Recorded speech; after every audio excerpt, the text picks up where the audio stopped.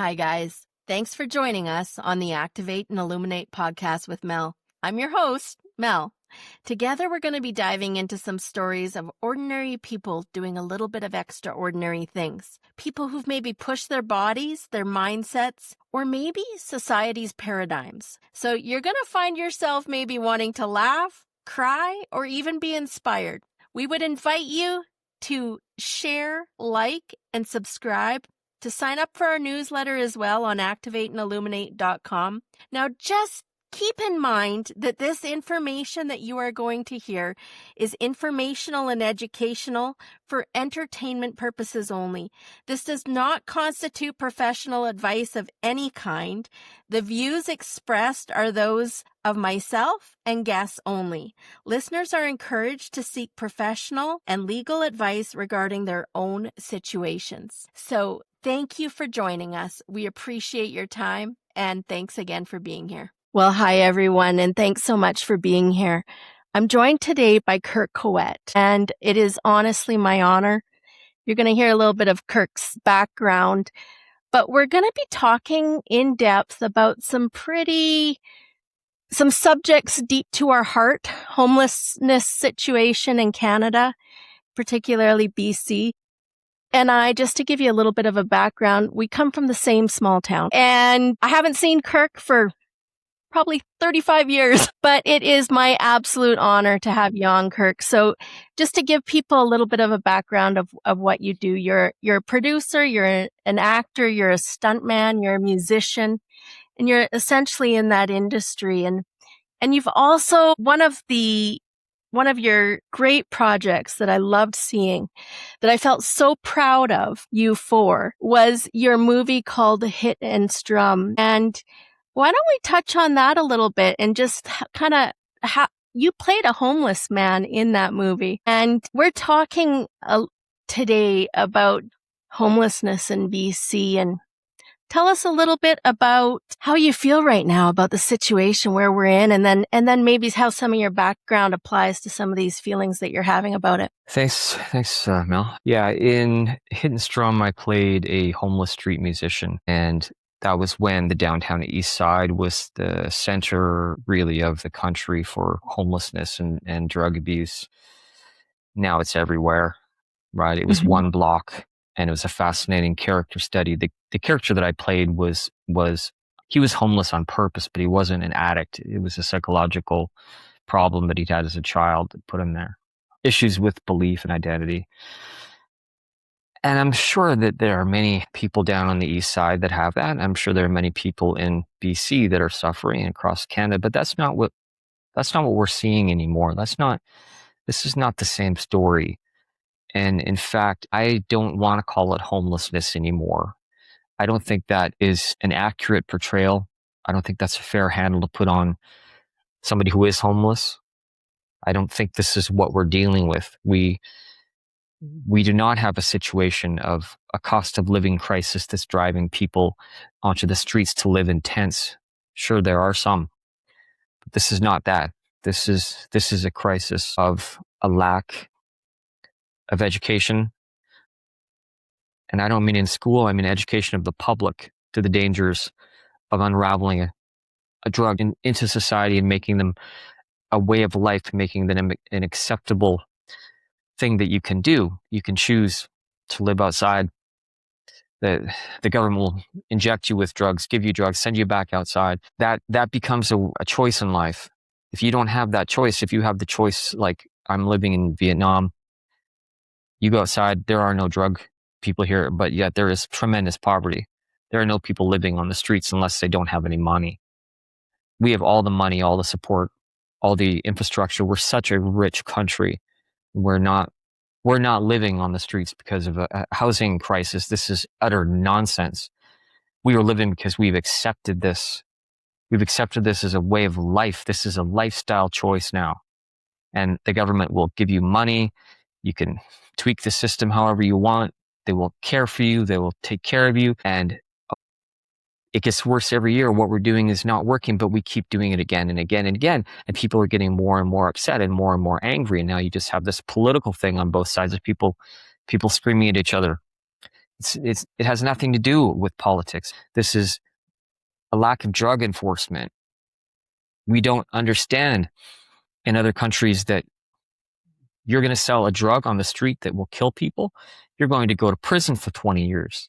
Here, we don't do that at all. So we just accept that it's okay.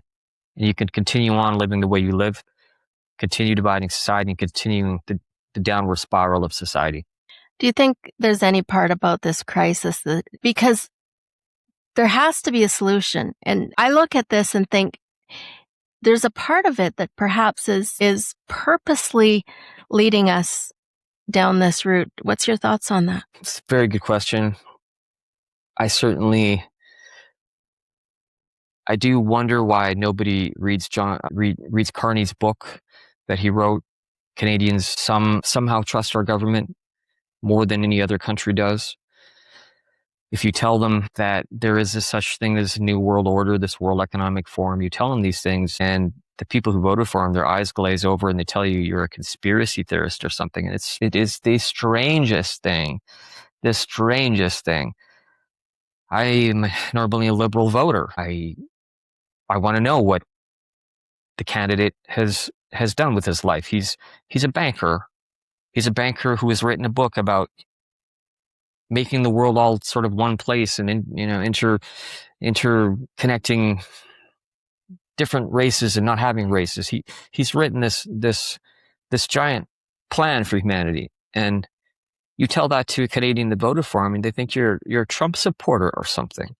Not a Trump supporter. Nobody is supporting Trump in Canada. You're just painting that brush because it's a convenient way out. So it could be that. It could be many years of Trudeau's upbringing at the World Economic Forum. He spent many summers in the so-called Leaders of the Future program.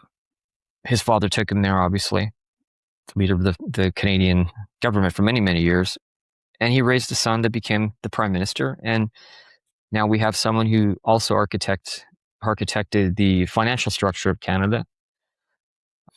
It's funny in the finance industry when you get to know a little bit about hedge fund managers, they call the bankers the banksters, like they're gangsters.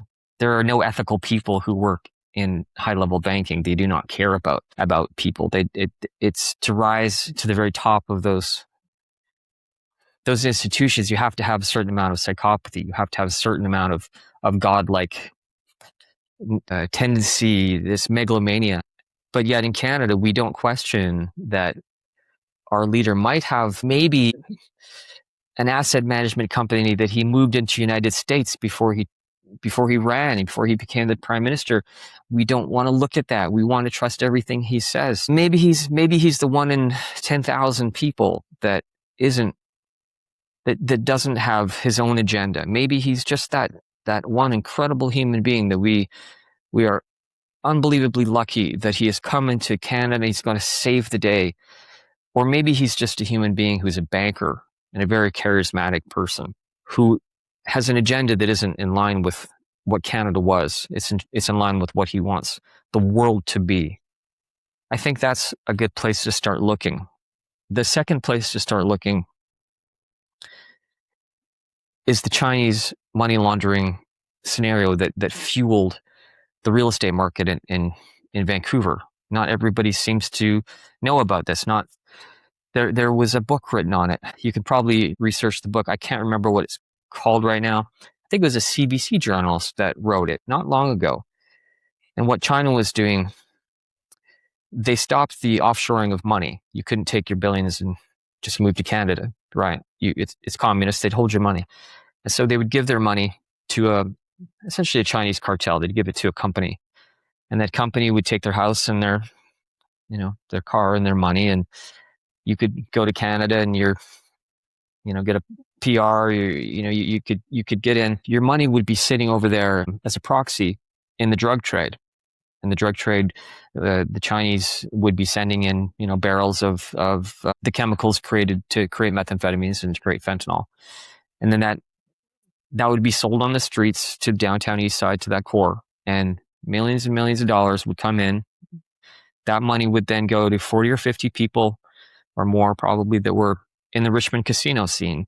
And they would sit there 24/7 until all that money was gone. That money went into the casinos. The casino money then went into real estate. And that real estate was then handed back to the Chinese person who fled the country.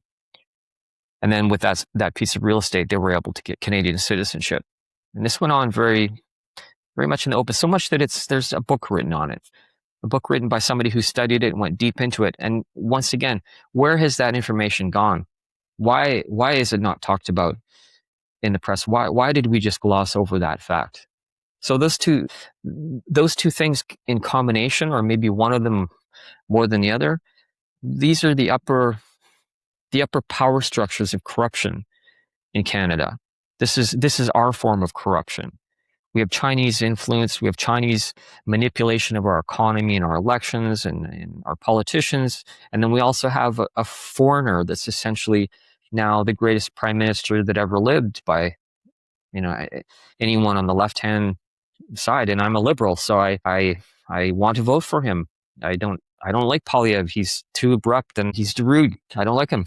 But that's no reason for me not to look into who's running the country and what their incentives have been aligned with for the past 30 years and pretend that suddenly he's just going to change because of, there wasn't even an election, right? He's just going to change because suddenly he's found his true calling. I mean, let's get real.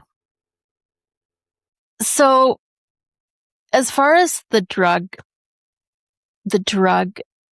situation, what has changed? Like, when you and I were young, kids would go to a party, they'd get drugs, it was available, it was around, but there's what we're seeing now on the streets. I will tell you that last year I went back to Vancouver and I hadn't been there for a while, and walking down the street and driving through blocks and blocks and blocks of just people, just statues, my heart bleeds for BC right now. And what it's everywhere. It's absolutely everywhere. But is there policy changes that you think has contributed to it?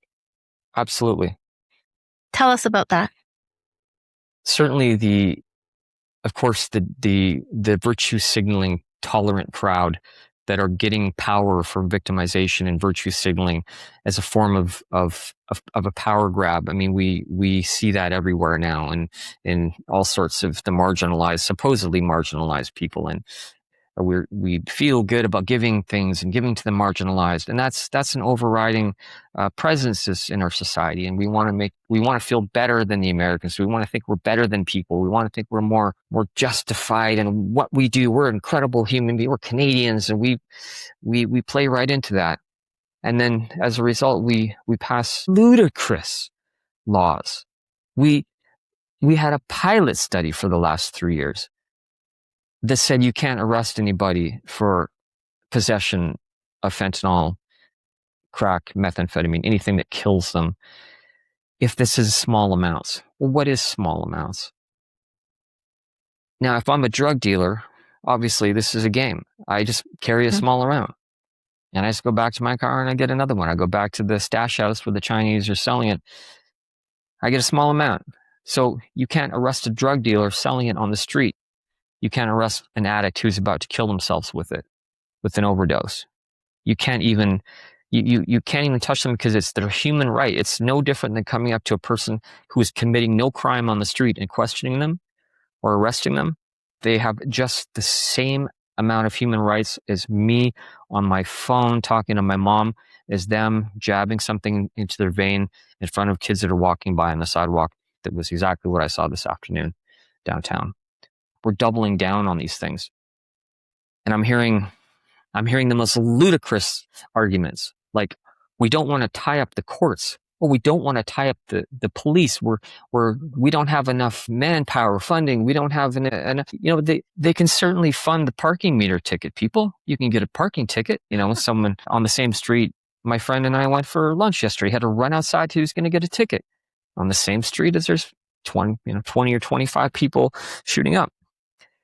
So what happens after the 3-year pilot program that failed? Well, the 3-year pilot program after that, now that we have even less resources because we haven't had enough resources to before. So they stopped, arresting people who had drugs. And now we have even less resources and less training to actually arrest people who are dealing drugs on the street.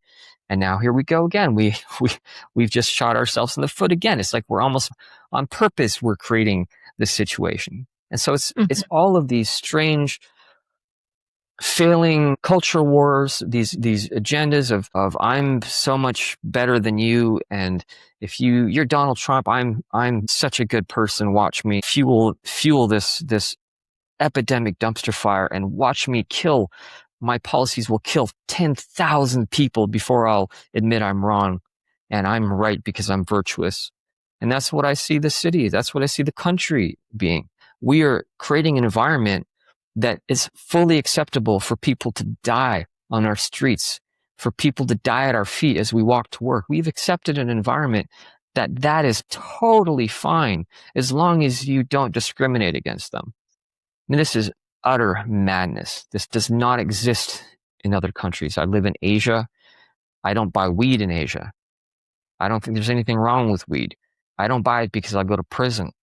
And I certainly am not going to be selling fentanyl on the streets. I'll go to prison for 25 years. And in Singapore, the most livable city in the world now, the best economy, highest quality of life, hard drugs is punishable by death. So it doesn't exist there. It just simply doesn't exist. And I tell people you could punish people, and they're like, oh no, it'll never work. There's studies have been made. It never works. I don't know how these studies are manipulated, but they work everywhere else in the world. And when you and I grew up, they were working then, weren't they? Yeah. Because I was worried that if someone is going to see my weed dealer come over to my house in Whistler, I'd be like, hey, did anyone follow you? You know, I don't want to get caught buying weed in Whistler because you can get in trouble. They confiscate it and write down your name. It's not like that anymore. It's fully accepted. It's a way of life. It's my human right to have my dealer come over to my house and give me something that's going to kill me. So it's completely insane. When I see the crisis happening in Canada and in BC, it evokes such a feeling of hopelessness, because I look at those people and I can only imagine how hopeless they must feel. And then to be supported by a system that feels hopeless in its nature because there's no retribution, there's no justice. As you say, our legal system is. Tell me the difference. You mentioned it a little bit, but the difference of what you feel about hopelessness and just the state of humanity in Canada versus abroad. I think every country, once it becomes wealthy beyond maybe what it should, I think in the decline, there's always a feeling of hopelessness because the best days we know are behind us. And so we have nothing good to hope for. Canada built an entire country's economy on a housing bubble, on banking rails and infrastructure of lending. We built our economy. We didn't build it on jobs. We didn't build it on natural resources. We're the richest country in the world. And we decided, no, we're not going to do what every other country does. We're not going to invent things. We are not going to we're not going to make it easy to start businesses or to grow companies. We're going to make every single person who just buys an average piece of property in 1990, if they just stay in their home and they just make their minimum payments, we're going to make them all millionaires. And they did, right? Everybody I know is a millionaire if they had just hold on to a home in Sorrento with their acreage in Salmon Arm, and they're millionaires. That's not normal. That's not the way it was supposed to be. They bought that house for $150,000. It should maybe be $250,000, not $1.75 million. And what happens when somebody just kind of gives you all of that and you didn't know really how you got it? Suddenly you're rich, and every year you're a bit richer. Once you get to that point and there's sort of a lack of motivation, there's a lack of hunger, you then kind of, it's the fall of Rome. It's the fall of, it sort of spirals into hopelessness. And when you have a country that's so developed that doesn't really have any enemies, that's under the umbrella of the United States, that protects us, we are like spoiled little teenage children. All, oh, I hate my daddy. He knows nothing. Meanwhile, the only reason we exist is to support the United States. Our dollar is lower, so we can ship things to them for cheaper. We support their economy. They protect us. We pretend we're better than them too, and we're not. We are simply not. They're the center of economy. They're center of design and invention. Everything we use every day in the world that we consider a modern luxury was designed and invented in the United States.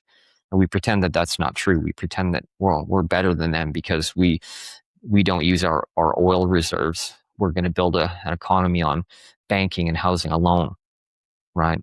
So now you have a situation where the housing market peaked in 2021. We're 5 years into this now. The value of our net assets are falling. We realize we don't have a future in front of us that we had when you and I were in our 20s. We don't see that anymore. Obviously, for our kids, they don't even. It's not even something they recognize. They're not going to buy a house. They don't care, and because they don't care, they're not going to even try, right? And then we just coddle them and say, "Oh, it's okay, it's okay. You know, mom and dad are rich. We'll take care of you." And we de-incentivize the culture. Now, to compare that to Vietnam, it's so wildly different. You know, if someone in Vietnam is homeless and say, "Hey, we'll give you this, studio apartment to stay in, and we'll give you money," just like they do in Canada for the homeless.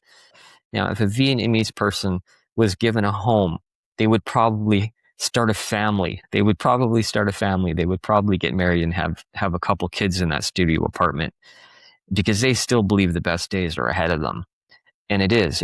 It's a country that's being developed. It's a country that's coming online. The lights are coming on. People are getting electricity finally. The urban centers are growing, becoming very, very modernized. Asia is the rise of Asia, and it's the collapse of Canada. And by living in both places, I see that so clearly, and I can see it from an outsider's perspective from both sides in some ways. Yeah. So tell us a little bit about what you're doing right now and some of the projects you're working on, Kirk. Well, maybe start with AI. I think that's probably the 800-pound elephant on one side and gorilla on the other. I have a comedy TV pilot that we finished a few months ago. It's a 30-minute outrageous comedy, and I hope it gets some traction, but it's awfully political. It's kind of silly. Well, it won't go anywhere in Canada. It's called Thirsty. Thirsty. Yeah, and so okay. It's a story about it. It's a comedy. It's a mockumentary type of story, but it's a story about a prestige vampire TV show. In its second season, that gets taken over by a DEI consultant because the vampires are too pale. So they need to be DEI'd. Make vampires pale again is the pushback that the public gives. Make vampires great again, right? Make vampires pale again. And so it's this big political blow up in the studio, and the person who directs and runs the show, she's Filipino, and she's losing her show. And this lady with the DEI piece of paper that she got in a weekend program comes in and just destroys everything. And all the crew and cast, they start going into conspiracy theories about who she might be, because she can't just be a DEI consultant. She has too much power. She's backed up by the Bilderbergs, and hell breaks out on set, and the trucker convoy surrounds the studio and shuts everything down. So I think it's funny. Not everybody will, because, oh my God, you're making fun of a DEI agent. Well, not really. It's a satire. The DEI is important, but not as important as we make it. And that's why it's funny. Right. Yeah. And I have another TV show that it's with a studio in LA. It's repped at Gersh, which is a big talent agency, producer of talent. One of the showrunners that we brought on, he was the showrunner for Legion, and he really liked the screenplay that I wrote. So they shot the pilot about 1.5 years ago. And it's about an AI therapist. I can't really talk too much about it because it had me under the NDA, but it involves mental health and the future of dystopian therapy. It's kind of what it's about. And so that pilot was shot, and it's in this week, actually, it's going into negotiations with different streamers and platforms, and the showrunners is taking meetings into development, trying to find the right place for it. So the bigger picture, the 800-pound elephant, is why am I bothering? That's really why I wanted to say there's two projects that I have, and I have a bunch of other ones. But why am I bothering when we don't know if the industry will be around in 24 months, or what will it look like in 24 months? Ultimately, we know one thing, only one thing, is that we will not be needed. Human beings will not be needed to write movies, to shoot movies, to act in movies. We know this as a finite absolute truth. There's misinformation about this. There are campaigns that big tech is putting out that blur the facts. China, once again, is the bots are all over the media, social media, I should say. If you go on the Hollywood North page on Facebook, for instance, you'll see Chinese bots trying to placate everybody about AI, saying how isn't it going to be great when we can, as directors. I'm in film school in Vancouver, and I can't wait for AI so I can make my own films finally. I can have a really unique voice. And people are arguing with this thing. I go on, I'm like, he's from China and he's writing in perfect, eloquent sentences. I'm going to go check his profile. There isn't one. He's got two or three, photos and 5 friends. This is a bot, right? And so these things are being, they're crawling the internet. They're crawling the Canadian film industry to placate us all. That it's fine. It's going to be just fine.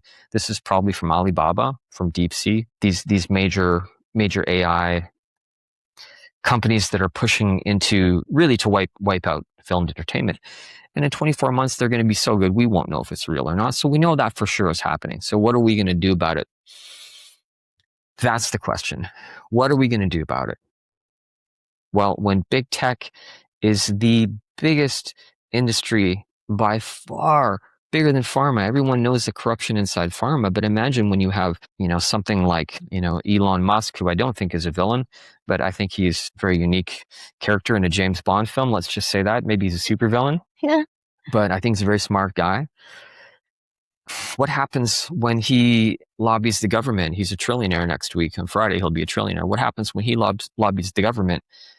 It'll really be up to him. It'll be up to the executives at Google. It'll be up to these companies how much they want to pay the government, how much they want to lobby the government to get what they want. And really, it's going to come down to a handful of people.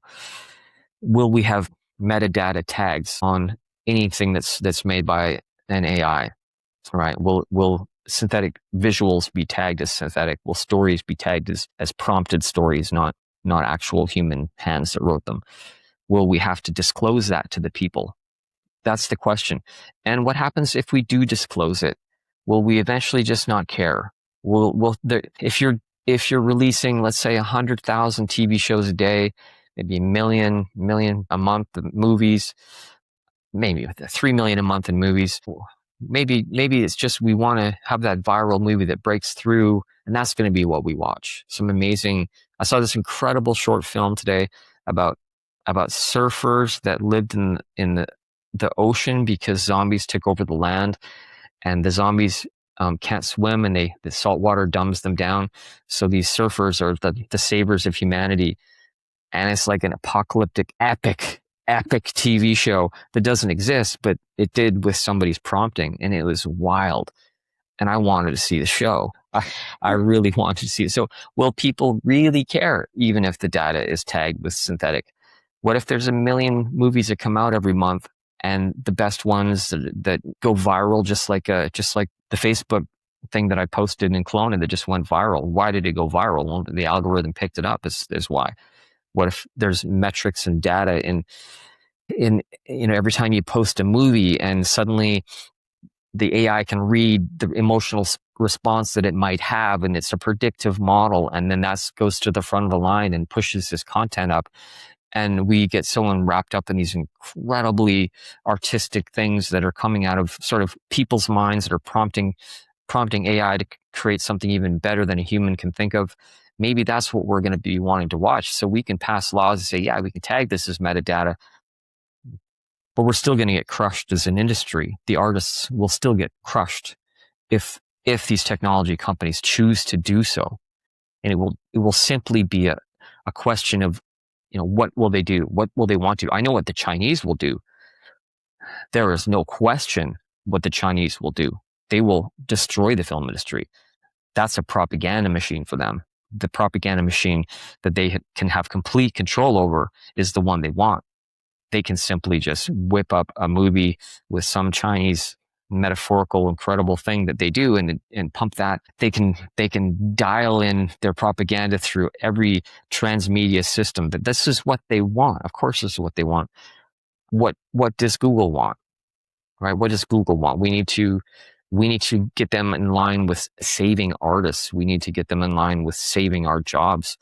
Not every job can be saved, but the fact that they have the technology that's only 2 or 3% finished. That's the other thing, right? They're building $1.5 trillion in data centers right now. The training takes a couple of years. We're only about 2% into the intelligence of AI, and we're already seeing movies that are, almost indistinguishable. So what happens when we get to that 100% mark where nothing is, you can't tell anything anymore is real? We're only 24 months away from that. There's part of me that, well, I guess I should say I just recently did a podcast on a group out of Olds that's trying to essentially save Olds from the data center that's coming to Olds. And there's part of me that has hope, Kirk, that authenticity will win and that we will come back to this intuitive feeling and intuition. And because I think even though we see it as AI and you say we might not know the difference, I think there's a resonance there that we can feel if we actually pay attention to it. I think that at some point people are going to start boycotting it, but I know myself, I feel very strongly about it, but yet I've noticed myself tapping into, some of the stupid little AI trends just to see what would happen, right? And you're entertained. Yeah, just to see what it says about you, right? Or what happens. So tell us, you're a stunt man. You have spent your life putting your body on the line. Is that required anymore? That's gone right now if they want to, right? They can already do all of the action scenes without us. So why would they ever put people's lives at risk? Of course, doing big, huge battle sequences and car chases, that can all be animated now with prompting. And people are like, I can tell it's not very good. Like, yeah, go back 12 months. It was dreadful. Go back before that. It was like Will Smith with a bowl of spaghetti wrapping around his head. And now it's like, I think it's terrible. Is it real? I can't tell. Is it real? I think it's, wait until we're more than 3% of the way through training these models. Of course they don't need us. Of course they don't need us. They don't need actors. No one is going to be able to tell. So why is anybody going to care if the video that I put out was edited by hand and the stunt performer flying through the air was on a wire in a studio or something? Why? Nobody's going to care about that. The one ironic thing about authenticity is just happened this week. There were 2 movies that were made by YouTube channels, and they both made it into theaters, and they both beat the latest Star Wars, I guess it was released, because nobody cares about the spectacle when a kid can make it on his laptop. Who cares about an amazing ship flying through space? I can do that in 20 minutes. These YouTubers are now making channels to build themselves fans and followings. And it's funny because they're so young that a lot of their followers don't know cinema. So they've never seen, The Godfather or something. They don't know what it is that makes cinema great. And they're actually discovering it because they're scrolling and they get to know this kid who's making his own movies and wants to be a filmmaker. They know that's cool. They don't know what it is, but they end up on the guy's page and suddenly he's doing short films and they're following him. And he's got 1 million, 2 million people that are his fans. And then he gets an offer to make one of his short films into a feature film. And he takes a couple million people and he pulls them into the movie theaters. And now it's outselling the blockbusters from Disney this week. What's the name of it? One is Obsession and one's called Back Room. And my friends who are filmmakers and really excited to see independent cinema back. They went, of course they went, thinking that they were going to see these incredible, amazing feature films, these independent movies. They were not great. They were okay, right? This wasn't Taxi Driver. This was a Scorsese. This was just, it's pretty good. Not bad. Yeah. Bad for a Yeah. couple kids, right? But they're bringing people off YouTube into the movie theaters for the first time. I mean, how great is that? But how sad is that? These kids don't even know who Scorsese was. They've never seen Taxi Driver. They've never seen the great pieces of art that we grew up with, that shaped our beliefs and shaped the way we think and shaped our hearts and shaped society in a positive way. They don't even know they exist. They just think it's cool that their YouTuber that they followed is now famous. That's it. Tell me, we've gone down a lot of the negative parts about what we're seeing in society. Tell us what you're excited about right now. I'm excited about AI, obviously in the field of science research, physics, mathematics. I think we are obviously at the cusp of something absolutely incredible happening. We are going to be seeing cures for cancer finally, after the war on cancer began and so many of our friends have died. I had cancer. I know so many people that have been sick. I'm a very fit, healthy guy. I'm a very strong guy. I didn't get cancer because I was eating junk food. It just, we don't really know where it's coming from, whether it's a combination of microplastics and vaccines and chemicals in our foods and genetically modified. It's a soup that we're creating. It's not one thing. It's a soup that we put ourselves in. And cancer is everywhere. And they're going to start decoding that. You're going to start seeing that, not all cancers, just because they have the same name, or the same for each person. They'll have massive amounts of tests that go in, not just to test, you have leukemia, this type. It'll be not like it. It'll be like, these are the 30 things that is wrong with your body. We can go in and tweak that and fix them for you. And then you walk out in a week or a day and you're no longer sick. That's exciting. I mean, that is incredibly exciting. Quantum mechanics is exciting. Quantum physics is exciting. Quantum compute is exciting. We're now going to be cracking these mysteries of the universe. I was having a conversation with my niece about this. They have that program. The CIA had the program with the remote viewing, right? In World War II, they were successfully, I'm not understanding if it was real or how they would do it, but they had people who could meditate and get inside Hitler's, infrastructure. And so when they send people in or send in bombs, and they got 80% of it right, they don't know how they do it. Everyone thought it was a hoax. Everyone thought, these are conspiracies.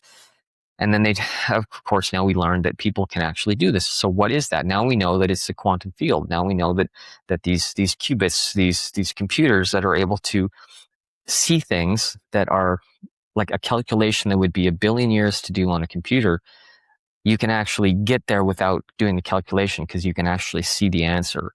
And these things move together independent of the field. So we are going to see things that are unexplained to the human mind, to the human race, to spirituality. We're going to see them explained with AI. I mean, there's nothing more exciting in the world than artificial intelligence. There is nothing more exciting. The avenues that this is going to open,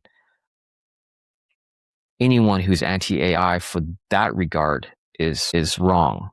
I want my family to be healthier. I want to remove human suffering, physical suffering, ALS, these horrific things that the human body can do when it goes wrong. We are going to have the ability to soon solve these things. How did you beat your cancer?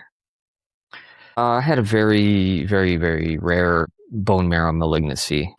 Super rare. It's like 1 in a million people my age would get it. And it's an average 5-year lifespan. And usually the last 2 years are on blood transfusions. And this was 16 years ago. I just simply didn't buy it. I just well, how do you know I'm going to die? Well, it's just, we have to tell you this because we need to prepare you for it. And you need to get your affairs in order, and you need to talk to your family. And I said, has anybody tried just eating kale? You're like, well, that doesn't do anything. Well, how do you know? Well, it doesn't do anything. Well, how do you know? Well, I guess we don't know, but it doesn't do anything. Well, hey, wait a second. Whoa. You've given me a death sentence, and you're telling me that nobody has changed their lifestyle and seen an extension in life. Well, we don't have that data.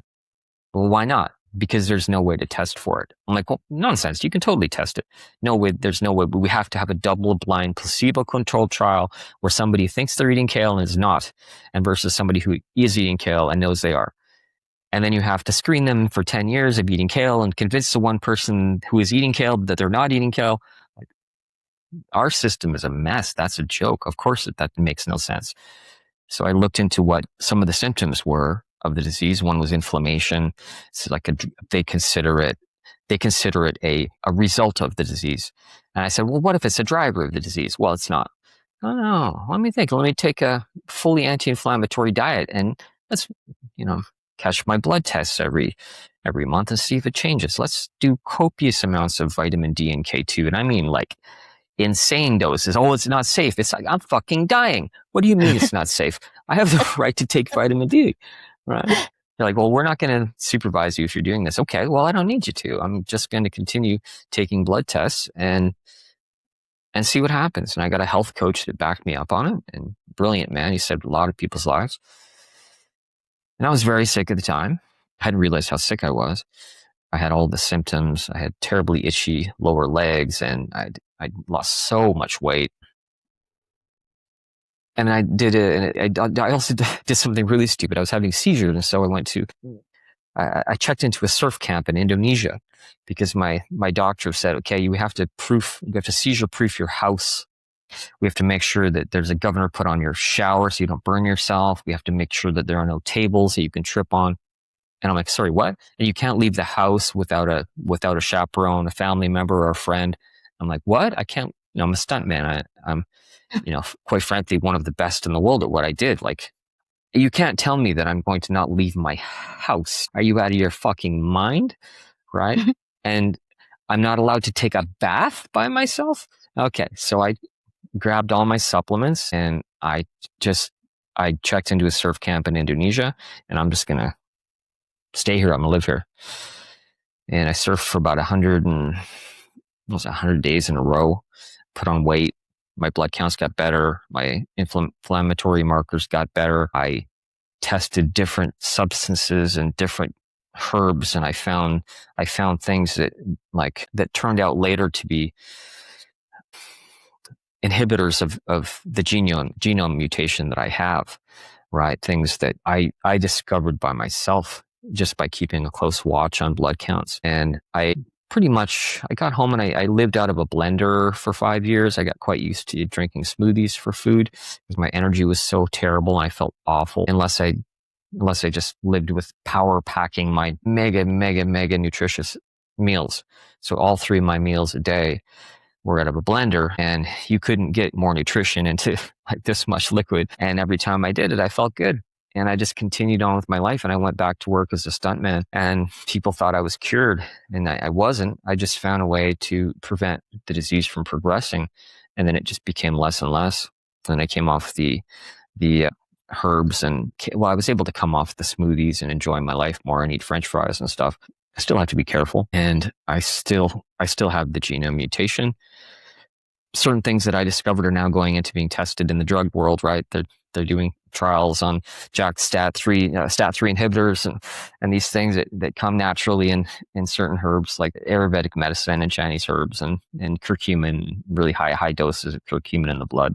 These types of things are very effective at slowing the progression. So I still have it, although 16 years later, nobody knows I do. Probably you don't even know that I have cancer.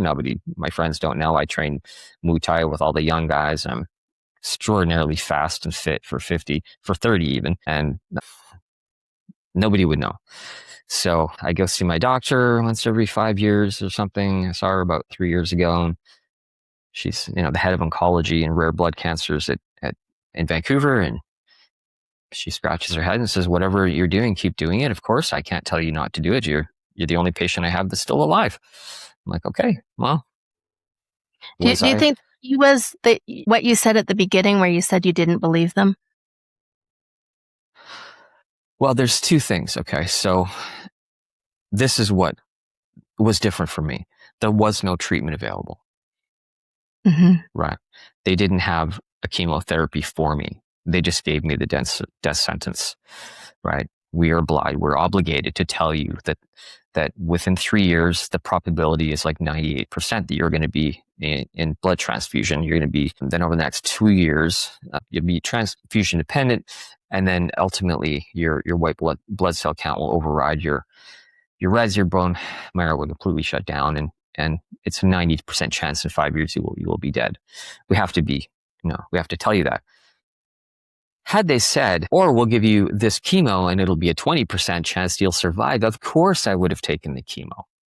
Yeah. Just with a 20% chance of survival, of course I would have taken it. So I'm no rebel hero. I just didn't have a choice. There wasn't any choice. And so in my mind, I said, I don't believe you. It was a really easy thing to not believe, because I wasn't saying, I don't believe your chemo works. I'm saying, I don't believe I'm going to die. That's different. You can't tell me when I'm going to die. You can't tell me what this disease does under all these different factors with different people and different frames of mind.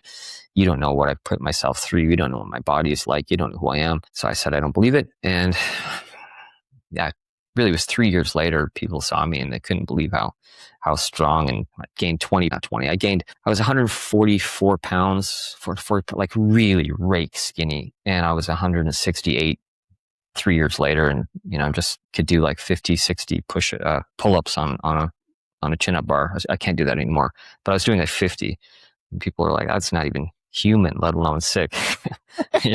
Like 1% of CrossFit athletes can do that, and I'm doing it, and I'm supposed to be dying. Like, so yeah. But it's not. Again, I don't say, "Oh, I was that heroic that I just thumbed my nose at science." I just didn't have a choice, and so it's something that I deal with, and it's not really in the front of my mind anymore. It's somewhere in the back. I remember it every couple of months. I personally think there's so much more stock to our health, aside from the physical thing, in our mind, and that we can control so much of our existence by our thoughts. But yeah. So do you think, let's go back to the technology part. I find your health story, like the whole package of everything that we're talking about, the human side of drugs, the human side of AI, the industry that you're in. Do you think technology, at the end, you actually said something that surprised me. Your excitement about AI was not what I expected you to say. So do you think that in essence, that industry is going to bring us closer together or further apart? Interesting question. In 36 months, if you want to have me for a podcast, you can ask me. I'll just send you a waiver and say, yeah, you can use me. My AI knows me so well. I have Claude Cowork, I do all my work on. It knows me so well. It would know what you want to say. What I want to say. It knows me so well. It knows everything I've researched, everything I believe. I have 3 or 4 different screenplays that I use to write it. I have deep discussions with it all the time, research discussions. I have a movie we're developing in Vietnam. It's about a martial art that was, they want to put it in the Olympics. So they've been talking to me about developing a movie for it. And AI and I got sitting down and we came up with some ideas, and it's all based on who I am. Hey, this would be a really cool idea, right? It's reading me. It's interpreting who I am. And what you would get from my AI is a prompt. Say, hey, let's leave out any let's leave out his porn search or whatever, like things that maybe just a little too personal. I don't have any weird porn stuff, but a lot of people do. Let's just leave that out. Send her everything that he believes and thinks and speaks. We know how he speaks. And you'll be able to simply upload that into a prompt, probably 10,000 words or so, and have this conversation. You'll know what we can run this right now. If you record it, run it through Claude, and you probably wouldn't even need all of my data to have me as a guest again. Right. So in 24 months and 36 months, will that make us closer? Mel, do you think we'll be closer because of that? Of course not. It's like, I want to get Kirk for my podcast. Sign here. Of course not. Of course not. It's only going to make us further apart. What are you excited about the entertainment industry? There's been a lot of bad raps in Hollywood the last few years, and from your perspective, being on the inside of it, just tell us some of the exciting parts of it. I actually don't have one, other than the fact that kids who grew up watching YouTube are being introduced to the experience of going to the movies by someone who makes YouTube videos. And that's all I got for you, Mel. That's all I got. Do you think we're living in a entertainment-induced simulation? I do believe the simulation theory is true. I do. Now that we know more and more about supercompute, about quantum compute, about folding the fields of time and space, I think a movie like The Matrix resonated so deeply in our hearts that the reason it resonated like that is because it was true. The same as a movie like E.T., or same as, these movies that there's truth to it. And now that we can break from the spiritual dogmas and say, hey, these spiritual realities that are true, that you've experienced, we've all experienced through our lifetimes, they are true. They are now seen in data. They're seen in big data. They're seen in, when looking at massive amounts of pattern in data, they're seen. They're anomalies, but they're seen. It only really leads me to one answer, is that yes, we are in a realm, a reality, a fold of space and time, and we are plugged into something called God, which is a force, which is an energy field that has beamed us all here at the same time to teach us the same lessons. We're actually only one thing. We are not 6 billion different people. We are one entity, and we're all turned on here at the same time to figure it all out, and then we all go back. That's what I think.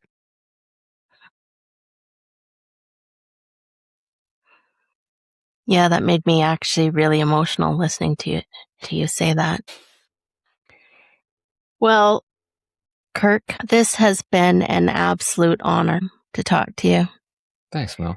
I've, been watching on the sidelines. I will tell you that any small town has their small town heroes, and I would probably bet that a lot of people from where we are from are so excited at your success. And if I think about, and admittedly, we don't know each other very well. We haven't talked much in the last long time. I might remember some moments of your Whistler days, but what I know about your character, even for you wrote the movie, you produced the movie, you did the music for the movie, you starred in the movie, and it just, you say yes to things. You say yes to things.